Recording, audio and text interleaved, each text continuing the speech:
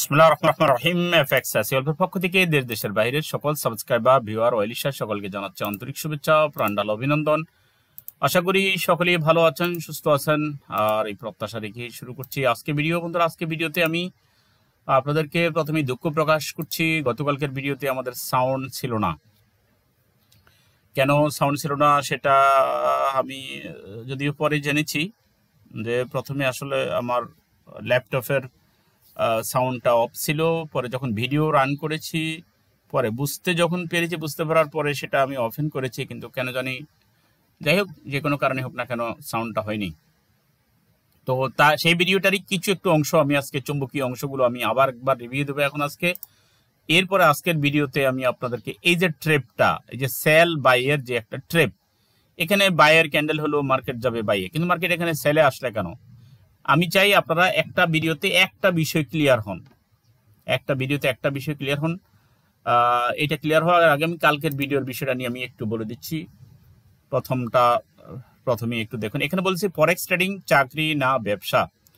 আমি এখানে মুদ্রা কথা যেটা বলেছি লাস্টে, সেটা হচ্ছে যে ফরেক্স ট্রেডিংকে আপনি চাকরি হিসাবে অলওয়েজ নেবেন।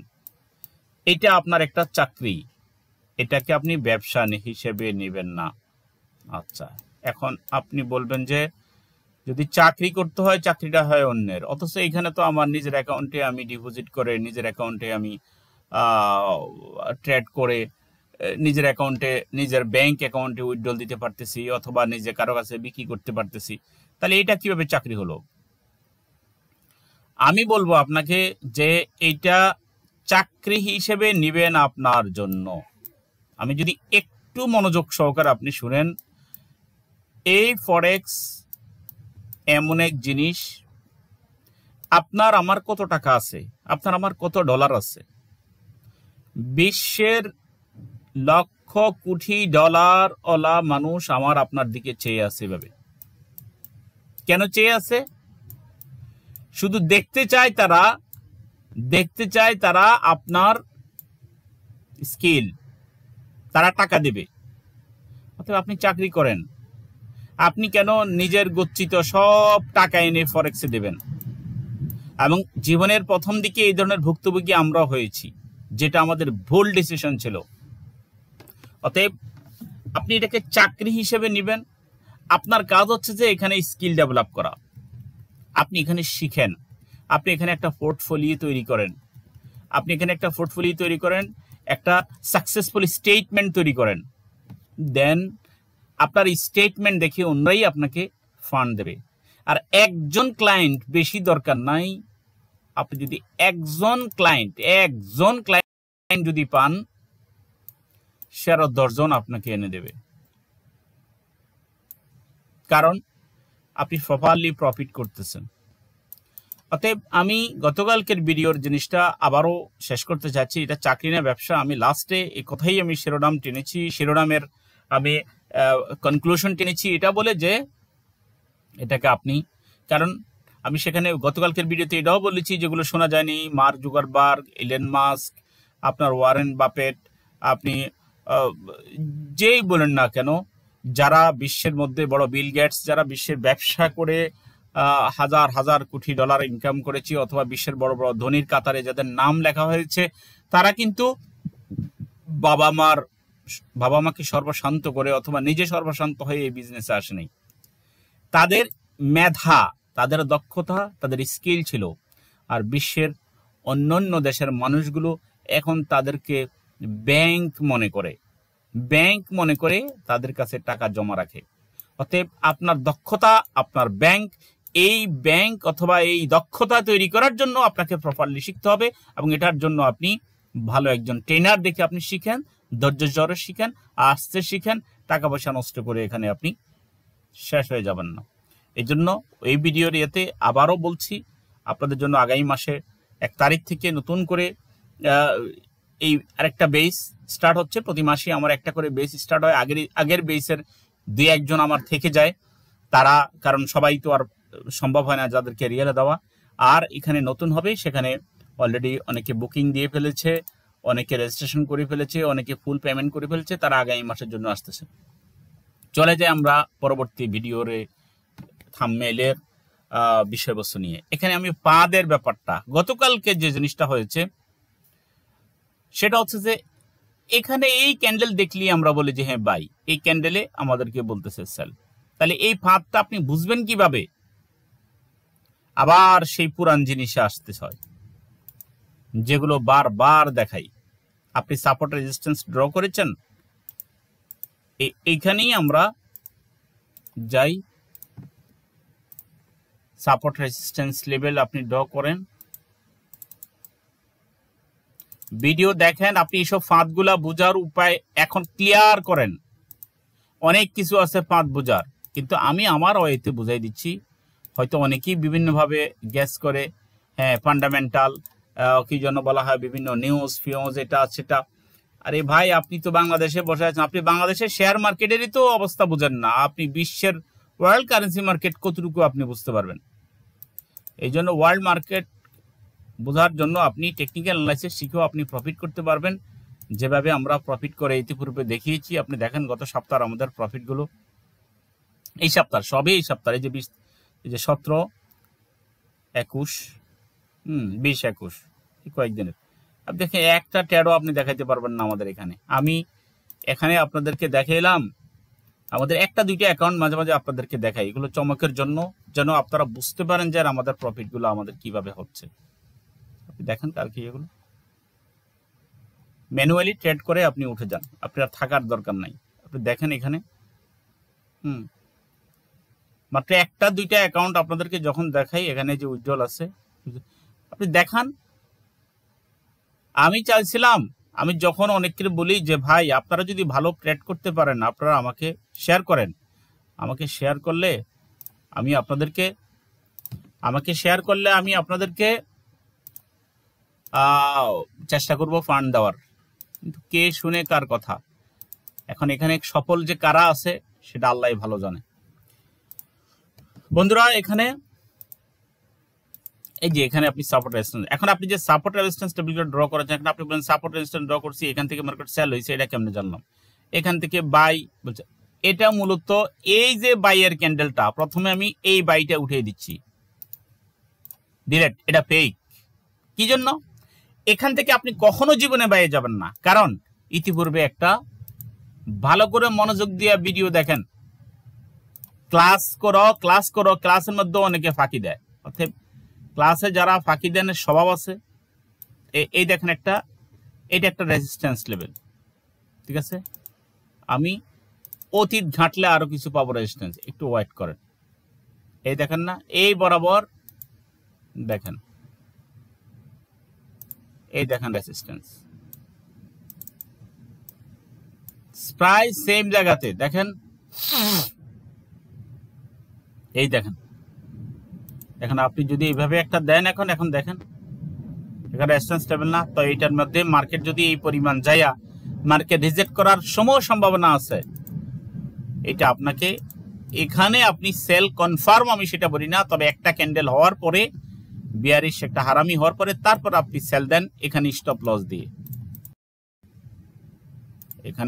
লস দিয়ে, আপনি সেল দিয়ে পড়ে থাকেন স্ট্রং এই সাপোর্ট লেভেল পর্যন্ত।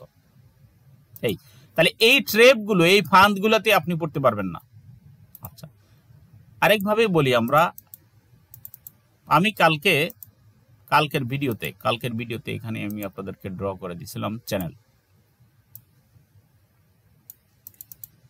এখানে আমি আপনাদেরকে যখন চ্যানেল ড্র করে দিয়েছিলাম, তখন আমি বলেছিলাম যে এখানে একটা সেল হয়, ঠিক আছে? অথবা এখানে বলেছিলাম একটা সরি, এইটার মাধ্যমে একটা বাই কনফার্ম হয়েছে। তো বাইটা আপনি রেজিস্ট্যান্স লেভেল পর্যন্ত রাখবেন, এইটার পরে তো আপনি আর রাখতে পারেন না, কারণ এই যে বিগত দিনগুলোতে এখানে তো অলরেডি একটা আছে, এতটুকু এখানে আপনি উঠে যাবেন, এটার পরে তো আপনি বাই রাখবেন না। এটার নিচে স্টপ লস দিয়ে আমি বলছি কালকে, কিন্তু শুধু এইটা দিয়েই হয় না, আরো কিছু আছে। এরপরে আপনার সেলটা আরো কনফার্ম হয়েছে যখন আপনার এই চ্যানেলটা ক্রস করে নিচে এসে মার্কেট ক্লোজ করেছে, এই ক্যান্ডেলটা, তখন এই সেলটা আরো কনফার্ম হয়েছে। অতএব এই ট্রেপ গুলো আপনাকে বুঝতে হবে। এই যে দেখেন কত বড় ক্যান্ডেল হয়েছে, এরপরে মার্কেট নিচে আসছে, আচ্ছা এগুলো ট্রেপ। এখানে আপনি যদি বাই নেন এত বড় ক্যান্ডেলে, তাহলে আপনি তো ঝামেলায় পড়ে যাবেন। উপর থেকে উপরে নয়, এখানে একটা জিনিস আমি আপনাদেরকে বলেছিলাম অতীতে, একটু দেখেন মনোযোগ দিয়ে, দেখলে আপনার লাভ হবে। মার্কেট ক্যান্ডেল ড্র করতে অনেক সময় লাগে। এই যে দেখেন, এখান থেকে যদি একটা বুলিশ ক্যান্ডেল হয়, এখানে আপনি বাই নিয়েন না, কারণ আপনারা বিগিনার। এখানে বাইটা আপনার জন্য রিস্কি হতে পারে। নো, আপনি বাই নিবেন মার্কেট যখন নিচে আসছে, অনেক নিচে আসছে, এরপরে বুলিশ ক্যান্ডেল একটা হয়েছে, এখানে আপনি বাই নিতে পারেন। ঠিক আছে, এখন এইটাই আপনি হারিয়ে গেলেন, এখানে স্টপ লস দিয়ে আপনি রেজিস্ট্যান্স লেভেল পর্যন্ত, আপনি আবার যদি নিচে আসে আপনি আবার একটা নিলেন। সেটা লট সাইজ কিভাবে হবে না হবে সেগুলো আমি বিস্তারিত ক্লাসে বলেছি, কলেজ ভিডিওতে বলেছি। আরেকটা বাই দেন, ঠিক এই জায়গাতে আপনি বাই নেবেন না, উপর অংশ বাই নেবেন। তেমনি ভাবে সেলের ক্ষেত্রে মার্কেট যখন অনেক নিচে আসে, এখানে সেল না। হ্যাঁ, যারা এক্সপার্ট সেটা ভিন্ন বিষয়, যারা জেনে যায় সেটা ভিন্ন বিষয়। অনেক অ্যানালাইসিসের পরে এটা জানতে হয় যে নিচে আসলে মার্কেট চলে যাবে। তাহলে আমি এই ট্রেপগুলো আমি মূলত ফাঁদ বলতে মার্কেটের ফাঁদ বোঝাচ্ছি। আমি পাবলিক ফাঁদের ব্যাপারে হয়তো আরেকটা ভিডিও দেব, সেটা আজকে বলতে পারবো না। পাবলিক ফাঁদের ব্যাপারে সেটা আমি আরেকটা ভিডিও দেব। তো এখানে একটা পাদ দেখাইলাম, আরো পাদ আমি আপনাকে আজকে মোটামুটি সাপোর্ট রেজিস্ট্যান্সের লেভেল এবং এখান থেকে যে এইগুলো যদি আপনি যদি আগে ড্র করে রাখেন, তাহলে এইসব জায়গাতে আপনি এই পাদে পড়বেন না। ঠিক আছে, সারাদিন একটা মার্কেট যদি উঠে, আরেকটা দিকে দেখেন, দিনের প্রথম দিকে মার্কেট উঠতেছে উপরের দিকে, দিনের প্রথম দিকে আপনি দেখতেছেন মার্কেট উপরের দিকে উঠতেছে,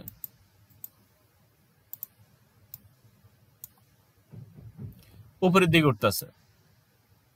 দিনের শেষ ভাগে আপনি আর বাইরে যান না। ওকে, দিনের প্রথম ভাগে মার্কেট এরকম করতেছে, সাপোর্ট রেজিস্ট্যান্স ক্রস করুক, তারপর আপনি সেল বাইতে যান, এর আগে না। একটু অপেক্ষা করেন। তার মানে সবশেষে আমি আবারও আপনাদেরকে সাপোর্ট রেজিস্ট্যান্স লেভেল, আবারও চ্যানেল, আবারও আপনাদেরকে ক্যান্ডেল দেখে, support resistance candle, support resistance channel candle, এগুলোর প্রতি আমি আপনাদেরকে গুরুত্ব আরোপ করতেছি এগুলা দেখার জন্য। তো বন্ধুরা, ভিডিও আমি আর দীর্ঘায়িত করতেছি না, আমি একটা ড্র করেছি। আপনারা বিভিন্ন মার্কেটে দেখেন, সব মার্কেটে সব পেয়ারে এই ধরনের ফাঁদ আছে। আপনার এই ফাঁদগুলো থেকে আপনারা বাঁচেন, দেখবেন আপনারা অনেক ভালো করবেন। ঠিক আছে, কন্টিনিউশন করার আরো কিছু সিস্টেম আছে, আমি আপনাদেরকে বলি, যেগুলো ক্লাসে আমি আরো ডিটেলস দেখাই। ভিডিওতে তো এত কিছু দেখানো যাবে না। যেমন কালকে মার্কেট যখন কন্টিনিউ করতেছে, এখানে ট্রেলিং স্টপ লস দেওয়া যায়। দেখুন মার্কেট এখানে কালকে কন্টিনিউ যখন হইতেছিল, এই যে মার্কেট কন্টিনিউ হচ্ছিল, এখন একটা ক্যান্ডেল যদি হয়েছে, এই যে এখানে বাই, আপনি এখানে বাই নিলেন, এখানে আপনি বাই নিলেন, এই পর্যন্ত আপনি থাকেন, এই ক্যান্ডেলে আর যায়েন না, ওটা আপনার না, ওইটা ট্রেপের। কেন এটা এইটুকু না যায়, যদি একটু এখানে যায়, যদি আবার এখানে চলে আসতে পারে, এগুলা বুঝতে হবে। আপনি খান, অর্ধেক খান, পুরাটা খেয়েন না। পুরাটা খাইলে, যদি পুরাটা না খাইতে চান, আমি তো খাই নাই, তো আমি তো রাত্রে আমার তো খাওয়াইতে পারে নাই। আমি তো এখানে, আমি যদি আপনার হিস্টোরি দেখাই, গতকালকের যদি হিস্টোরি দেখাই, কত ছিল গতকাল 21 তারিখ, কই আমার তো খাওয়াইতে পারে নাই, কই আমি তো সকালে, আমি তো দুপুরের দিকে ট্রেড করে যা উঠে গেছি, আমার তো আর খাওয়াইতে পারে নাই, এইটুকুই রয়েছি আমি। আপনিও খায়েন না, দেখবেন ভালো একটা স্টেটমেন্ট তৈরি করতে পারবেন এবং আমাদের টিমে চলে আসতে পারবেন। যেসব ভাইরা ইতিমধ্যে ভর্তি হয়েছেন তাদের জন্য শুভকামনা করতেছি, যারা ভর্তি হওয়ার ইচ্ছা করতেছেন তাদের জন্য শুভকামনা। এবং একটু শিখেন, প্রফেশনাল কারো কাছে শিখেন, হুটহাট করে ডিপোজিট করে দিয়ে নিজে সর্বশান্ত হয়েন না এবং নিজের ফ্যামিলিকেও ধ্বংসে ফেলে দিয়েন না। সবাই ভালো থাকেন, সুস্থ থাকেন, সবার জন্য রইল শুভকামনা। আসসালামু আলাইকুম রহমতুল্লাহি ওয়া বারাকাতুহু।